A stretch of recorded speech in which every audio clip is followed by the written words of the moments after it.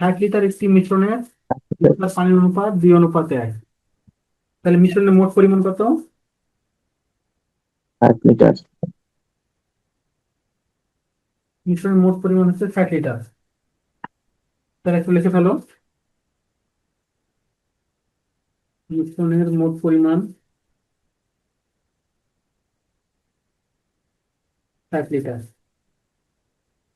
এতে দুধ আর পানি, তাহলে দুধ অনুপাত পানি কত আছে? 2:1। অতএব মিশ্রণে দুধের পরিমাণ,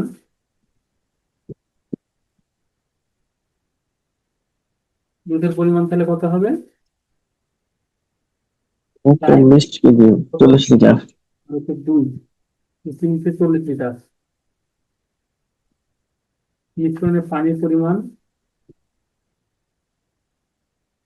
60, 1/3, তাহলে 20 লিটার। এখন কি বলছে? মিশ্রণ অনুপাত 1:2 করতে হবে।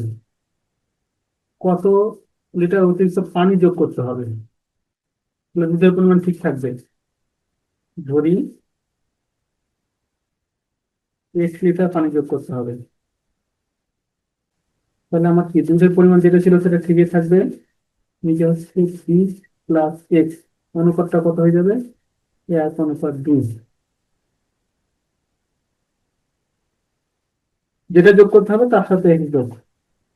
তাহলে 20 + x সমান 80, বা x সমান তাহলে কত? 60। তাহলে উত্তর হচ্ছে 60 লিটার।